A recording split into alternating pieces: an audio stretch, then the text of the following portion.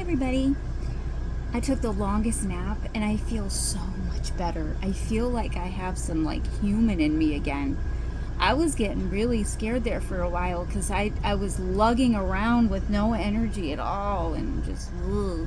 But I slept this afternoon while I was just here by myself, and it was the best sleep ever. And now I feel good. I wanted to tell you something. I wanted to tell you that there was a time in my life, even though I've always been a believer in God, believer in Jesus, that God was the last thing I wanted to talk about. God was the last thing I wanted to focus on. I wanted nothing to do with anything religious. I was having way too much fun living my life. I felt like back then in my brain, I assumed everybody went to heaven. And if somebody were to ask me who goes to heaven and who goes to hell, I'd probably say something like, well, all the good people go to heaven and all the bad people go to hell. That would have been my response. And bad people, I mean like murderers and all the people that commit crimes and really do bad stuff. I would have said that. And I was thinking about that the other day, and I was like, oh my goodness, first of all, I can't believe I was that person. But I think we can all relate.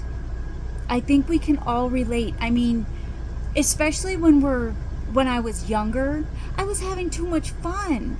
I mean, I was having too much fun hanging out with my friends. I had to experience rebellion. That was part of my plan. God, it was. And I got a little wild there for a little bit. And that's when I was wanting nothing to do with talking about God or anything like that. But here's the thing about that. It's because the enemy had me exactly where he wanted me. And that's why I had no desire for the Lord. Because I was too focused on living for the enemy. Because if we're not serving God, we're serving Satan. And so I was serving Satan, and there was no way he was going to let me leave his table. Heck no. He was too busy destroying me. He wasn't going to let me leave.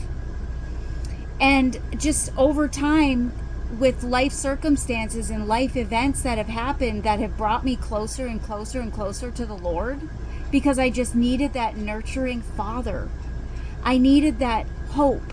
I needed that assurance for my future and that everything was going to be okay. And I found that in the Lord. And I look back and I think, I don't regret anything in my life, because then I wouldn't be where I'm at right now. And I know that sounds cliche, but it's true. I'm glad I went through all the things I went through, even though it was horrible. And I'm not talking about just things that I've told you so far on my channel. I'm talking about things that you have no idea about yet, or maybe ever. I went through some stuff, and a lot of it was out of my control, and a lot of it was self-inflicted. And I learned the hard way. I'm one of those persons that I learned the hard way, but God knows this. God knew this. See, God has our whole lives planned out for us before we're even born. He knows exactly what our life is going to be like every single moment of every single day. From the time we're born until the time we pass away. Whether we go to heaven or we go to the underworld. Hopefully we all go to heaven, because we're all going to believe in Jesus, right? Yeah, that's the goal. We don't want anyone to perish. But I was living for myself, and I was living for Satan, and it's a scary place to be looking back. But God rescued me, and I know that there's people out there that are still needing to be rescued. And that's why we must pray. Pray for others. I just made a little short with some music attached to it, because it's encouraging us. James, in the Bible, James, Jesus' half-brother, is encouraging us to confess our sins to each other and pray for each other so that we can be healed. And James also lets us know that the earnest prayers of righteous people have power. okay? And they produce wonderful results. So, with everything that's going on in the world right now, and it's only going to get worse from here, we must continue to pray for others. And if we haven't made it a habit to pray, let's start today. Just, you can pray in your mind if you want to. You don't have to do it like formally. You can pray any way you want, as long as you're communicating with God through your mouth, your thoughts, your heart, whatever. He hears you. He understands. He knows that longing for him and that wanting to pray for people. He understands this.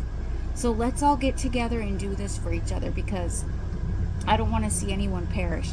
I don't want anyone to be left behind.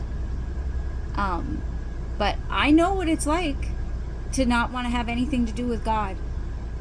But God knows. God has a plan. And I just wanted to remind us that the Bible tells us that our prayers are very powerful.